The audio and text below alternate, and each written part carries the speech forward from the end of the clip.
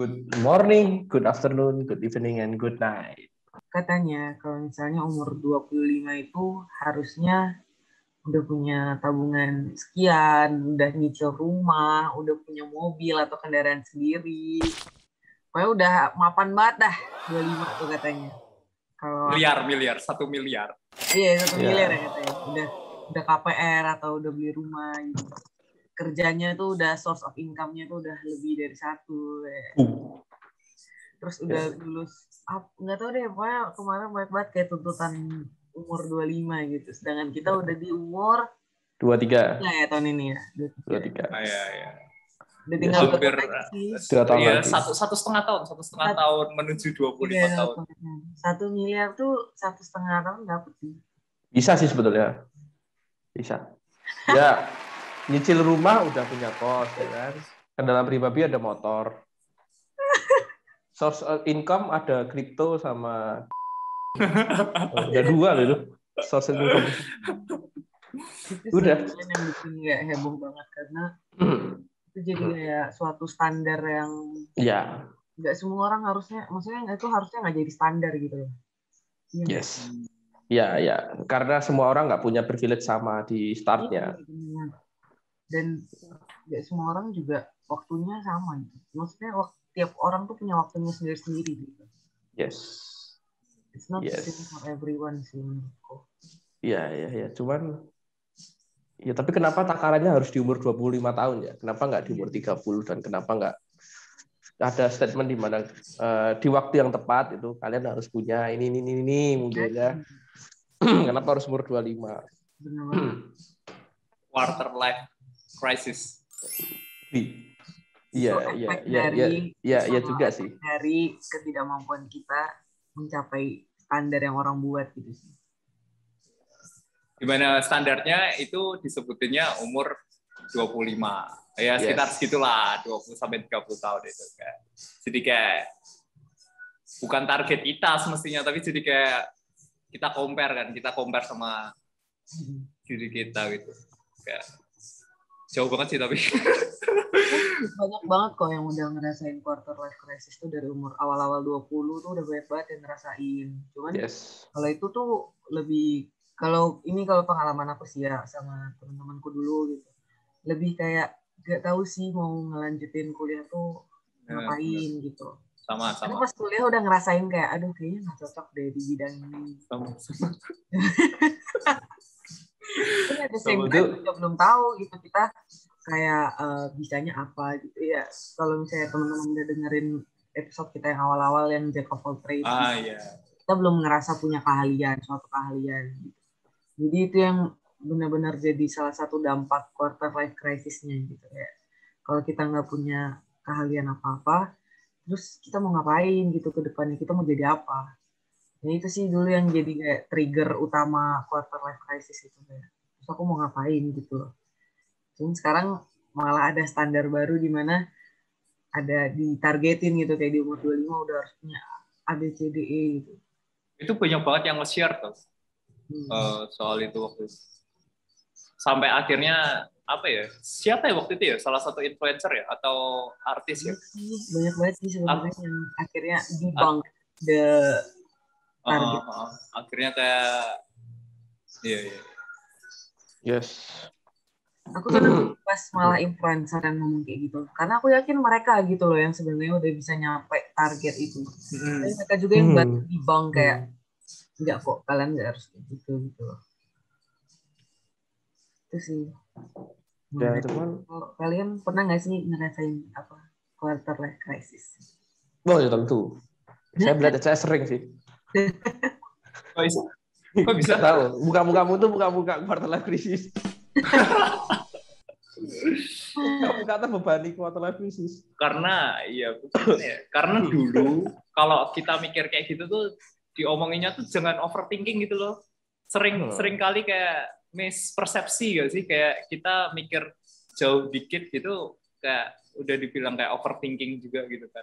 Karena kan kalau misalnya kita ya gimana, kita misal kuliah dan sebagainya, kadang ada orang yang kuliah ya udah jalanin dulu gitu kan, nggak mikir panjang atau apa, tapi kadang tuh juga kepikiran bener nggak sih di jurusan ini gitu, kuliah di mana sih, terus mau kayak ambil apa gitu, terus akhirnya nanti tuh bakal berguna nggak sih, bisa digunain nggak sih kayak gitu ya, itu sih dari mulai peralihan SMA kuliah tuh, itu kan mulai berarti kayak mau umur 20-an kan, terus kayak idealis juga sekarang, kayak gimana ya, kayak mungkin dengan kondisi sekarang kerjaan dan sebagainya, tapi kamu juga punya cita-cita yang padahal cita-cita itu kan nggak ditarget sebenarnya, kayak itu cita-citamu yang akan kamu capai gitu, tapi nggak bisa apa ya sih, nggak bisa on point langsung ini aku pengen sampai gini, maksudnya sampai harus kayak gini di umur ini, harus kayak gini di umur ini, kan enggak sebenarnya. Tapi kan dengan ada ya kayak kita tahu sebenarnya beberapa teman kita pasti juga udah ada yang achieve, udah ada yang sampai di titik itu, mungkin udah happy, udah yang mungkin bisa jalan hidup yang mungkin secara nggak langsung itu target dari kita juga kan. Tapi udah kayak gitu, terus kemarin juga viral tuh yang postingan yang disebut step, jadi kayak semakin kayak kerasa gitu. Walaupun akhirnya juga membatasi diri sendiri gitu, kayak waktu yang kita bahas di video sebelumnya gitu. Tapi ya lama-lama itu sih, jadi kayak soal apa aja sih sekarang kita kan, apalagi udah nggak ngurusin soal kuliah kayak gitu ya, kerjaan, cita-cita, terus pernikahan mungkin, hubungan, relationship kayak gitu itu. Tapi ini jadi kayak lebih gini ya, quarter life crisismu lebih kayak some kind comparing ya. Iya. Aku lebih ke situ. Triggernya dia di compare sih. Trigger ya yang membuat aku jadi kayak gitu ya compare. Gitu. Yes. Ya, comparison sih. Ya, comparison dengan people around you ya. Orang-orang sekitarmu. Berarti dengan aku juga dong. Iya dong. Rival men, ini bersaing kan. Bersaing. Bukan yang lebih atas, lebih bawah, tapi bersaing. Iya. Saya juga kadang kayak gitu.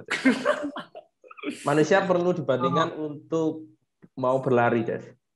Berkompetisi. Ya, manusia harus dipaksa berkompetisi kadang untuk biar berlari. Ya, tapi kalau aku quarter life crisis itu dulu itu aku ingat banget itu adalah sebelum aku mengerjakan skripsi, setelah aku menyelesaikan tugasku di BEM ku dulu. Ya, aku bercerita dengan beberapa temanku, salah dua temanku dulu, dan ya saya sampai ada titik di mana habis ini ngapain. Aku sudah menyelesaikan semuanya. Bagiku, achievementku dulu di kuliah adalah ya menyelesaikan tugasku di BEM sebagai gubernur, sebagai ketua, menyelesaikan semua tanggung jawabku juga di semua program kerjaku dan segala macamnya dengan puji Tuhan dengan mulus. Dan setelah itu selesai, setelah terima jabatan, lalu apa? Nah, itu dulu yang saya mulai pertanyakan kalau aku. Terus apa gunanya hidup ini itu loh? Apakah hidupku itu akan selalu habis untuk mencapai achievement, lalu achievement lain? Apakah hidupku akan hanya habis seperti bermain milestone aja? Ataukah hidupku itu sampai aku kadang ya melupakan bahwa aku tuh sudah melewati itu semua tanpa tak nikmati itu. Jadi ketika kemarin habis itu aku benar-benar, ya buat teman-teman yang kemarin setiap dulu pasti tahu saya nggak pernah nangis selama saya setahun di BEM, tapi saya nangis malah diserah terima jabatan setelah saya pidato terakhir saya, karena ya itu adalah hidup saya selama setahun. Ketika saya kehilangan itu, saya benar-benar kehilangan separuh hidup saya. Saya juga kehilangan beberapa orang saya cintai dulu ketika saya menjabat.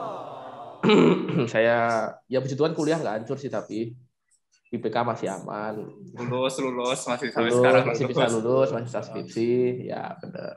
Cuma saya kehilangan beberapa hal selama saya menjabat, saya mengorbankan beberapa hal. Dan setelah itu tercapai, lalu apa? Nah, itu aku mulai mempertanyakan tuh. Dan selama skripsi itu saya mempertanyakan itu, saya ngapain harus selesai skripsi? Terus kenapa skripsi itu sulit? Kenapa skripsi sulit sekali terselesaikan dan segala macamnya?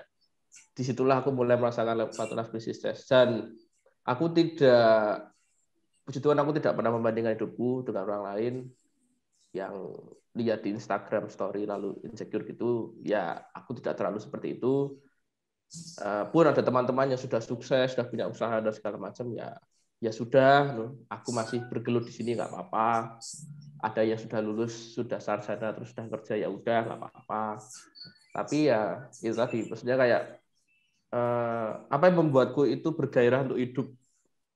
Apakah hanya tentang achievement atau hanya tentang milestone dan segala macam? Itu ya belum bisa aku jawab sampai sekarang tentang quarter life crisisku.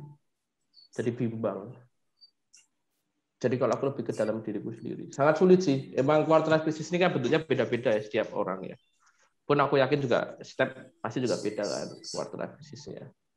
Tadi CS seperti itu step quarter life crisisnya ini. Apa? Nggak apa-apa. Ya nggak tahu dong aku. Kita nggak pernah cerita. Dia ngomong kayak tahu gitu. Kita belum pernah cerita.